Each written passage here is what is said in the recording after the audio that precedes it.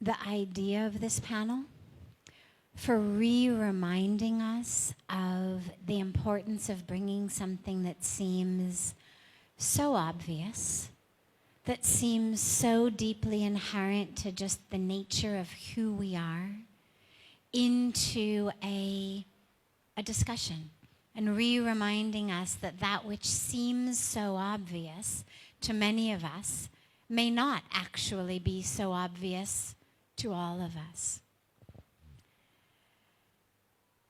Beginning with yoga, I mean, it's all yoga because it's all union, but beginning specifically with yoga, the sage Patanjali gave us 8 limbs of yoga. That's what Ashtanga means.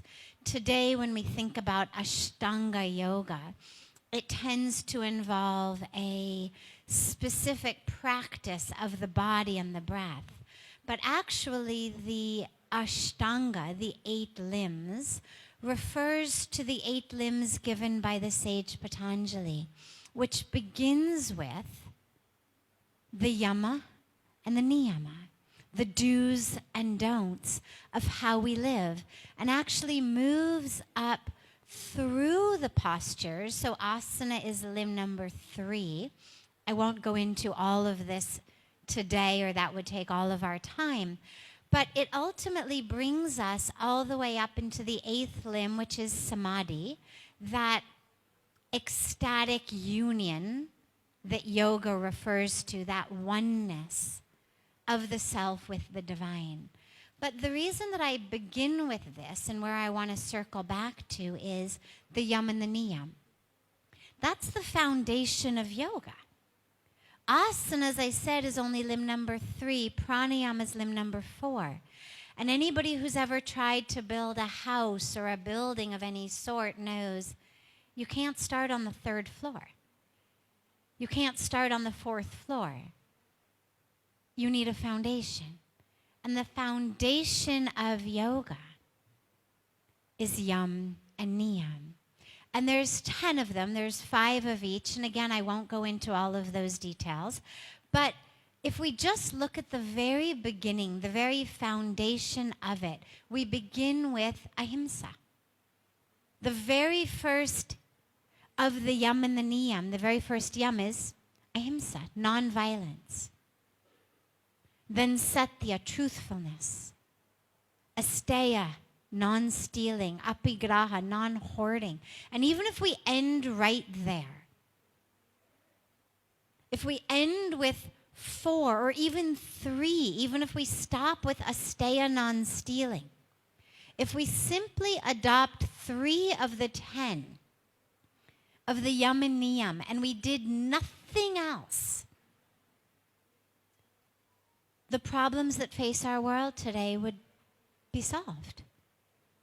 Whether you look at terrorism, whether you look at war, whether you look at crime, whether we look at any type of violence, whether we look at what's happening to our earth, environmental destruction, whether we look at climate change, whether we look at world hunger, whether we look at our dissipating water resources, whatever we can think of that is wrong in the world today, it would actually be fixed if we simply adopted nonviolence, truthfulness, and non-stealing.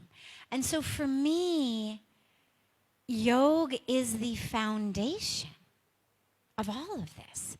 And for those of us who are yogis, who practice yoga, it's critical for us to realize, as we've been saying all week, it's not just what I do on the mat. It's not about the strength or the flexibility of my hamstrings or my thighs or my knees. It's not about my waistline. It's not about how much I sweat. It's about union. And so how can we in our lives live in a way that is nonviolent, that is truthful, that doesn't steal, that doesn't hoard? And this is where it gets really subtle and really interesting. Because look, you've come to Rishikesh for yoga. You can learn yoga wherever you're from.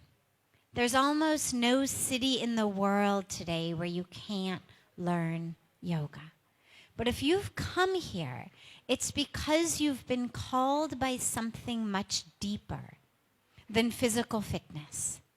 You've been called by something much deeper than advanced asanas. And so as we look at what that might be, it's actually the 24 hours of our lives. And it's actually how we eat, how we shop, how we dress, how we move through the world. And so in the interest of time, I'm going to give just a few very specific ways in which how we live impacts the world, and ways that we all have control over, that we all have a choice over, because not every one of us gets to grow up and be president of the world. Not every one of us gets to become president of a nation or CEO of a multinational company or found a huge NGO like Greenpeace.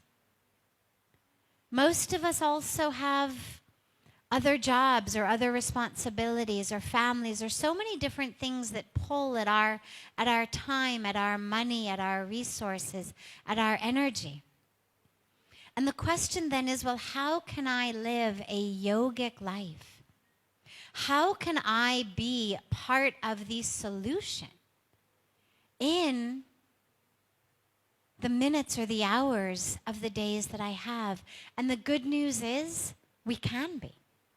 Because the problems that we face have not been created by one or two people wreaking havoc on the world. It's been created by a collective disconnection, a collective dissociation from the very air that we breathe, from the water that we drink, from the womb of the mother in which we are living. And so, quickly, what we eat. Well, according to the United Nations, by 2040, the world is going to have half the water it needs. India is on track to be there by 2030. That's like today. 10 years is nothing. That's basically today. And the rest of the world is basically tomorrow. Blink your eyes, it will be 2040. 50% of the water that we need. Well, where is our water going? A lot of it is going to produce hamburgers and hot dogs and chicken McNuggets. Here we live on the banks of Ganga, and there's so much work that we do to keep Ganga clean and protect Ganga. There's so many ways it's impacted. The industries, the tanneries, the waste, the sewage. But for most of us, the most impactful way to take care of the world's water is actually simply to become a vegetarian. The amount of water that goes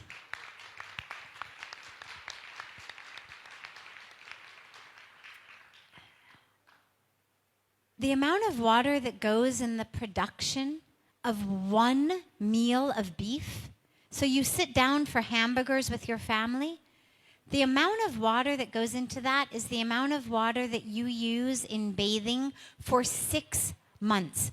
Raise your hand if you bathe every day.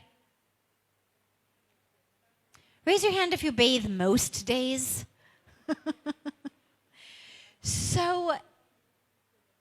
And raise your hand if you bathe out of an actual shower head rather than a bucket. In India, a lot of us bathe out of buckets, but raise your hand if you bathe actually from a shower head that pours down on you. Okay, so the amount of water that you use if you bathe every day from that shower head is the amount of water that goes in the production of 1 pound of beef. 1 pound of beef. And what that means is, if you're going to go out and eat hamburgers, are you prepared to refrain from bathing for 6 months? Because that is actually what would be required to offset the water. So I'm not here to say become a vegetarian because the cow is holy. I'm not here to say become a vegetarian because animals are our sisters and brothers. That's something either you feel it intuitively or you don't feel it. But I'm here to say become a vegetarian because the world needs its water. Become a vegetarian because you're not prepared to go 6 months without bathing. And that's what would be required.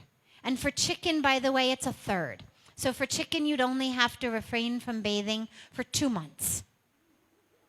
Every time you go out and eat chicken, are you prepared to not bathe for 2 months?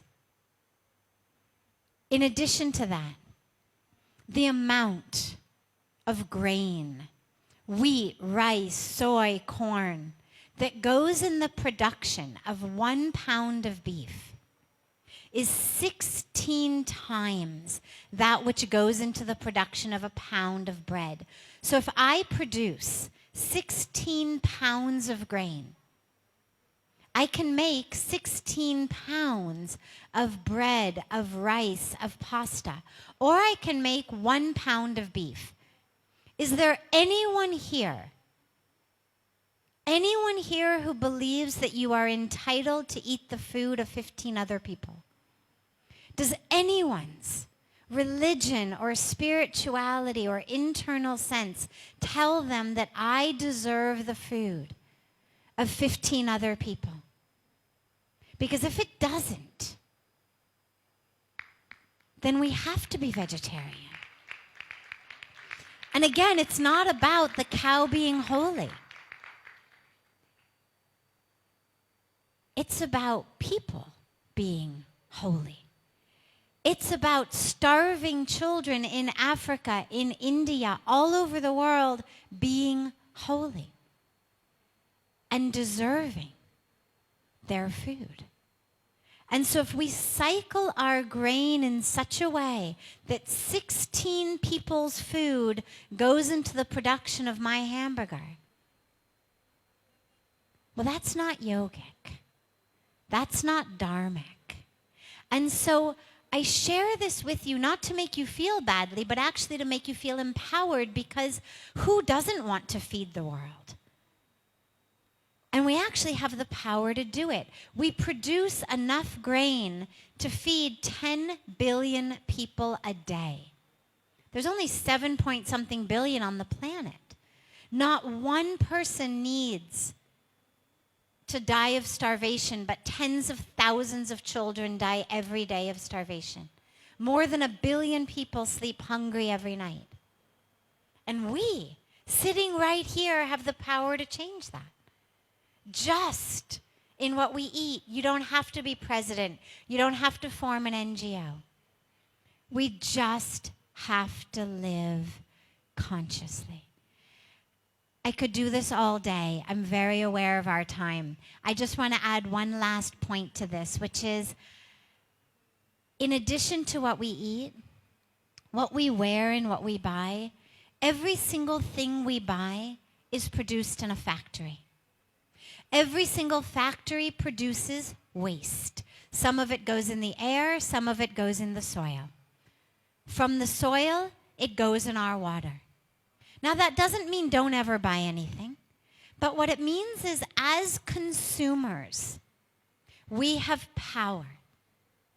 There is a power of picketing, there's a power of Facebook posts, but I will tell you that the power of the dollar, the rupee, the euro, the pound is much more powerful than any picket sign, than any Facebook post. And if we are simply voting and changing and living based on picket signs and Facebook, we're not being nearly as powerful as we can. When we use the power of our dollars, our rupees, our euros, our pounds, and we purchase clothing, items, whatever we need to buy from companies, and they exist in every single sphere. Whatever you need to buy, from sweaters to toothpaste and shampoo and everything in between. There are companies that are doing that organically. There are companies that are doing that with fair trade. There are companies that are doing that without their waste, polluting our air and our soil and our water. And then there are companies that are giving us more for cheaper. And as long as our only goal is more, cheaper, cheaper, cheaper, we are literally putting our money and our votes and power in the pockets of the people who are destroying the earth. And so every time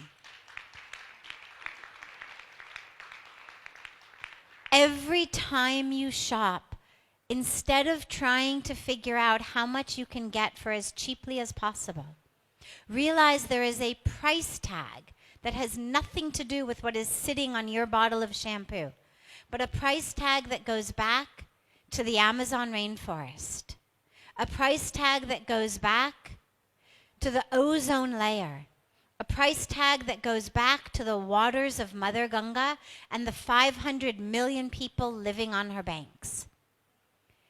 And realize that price tag of what you buy. And these days with the internet, it's very easy. I know that PETA, People for the Ethical Treatment of Animals, and now there's probably so many companies that put out literature on every item that we need to buy and which companies are doing it in a way that's environmentally friendly, in a way that's sustainable, in a way that doesn't use slave labor and sweatshops and child labor, in a way that's organic. Be conscious. This is the bottom line. We do not have a global food shortage. I don't care what anybody tells you. We do not have a global water shortage yet. We will, but we don't yet. We do not have a global land shortage. We have a global consciousness shortage. And as yogis,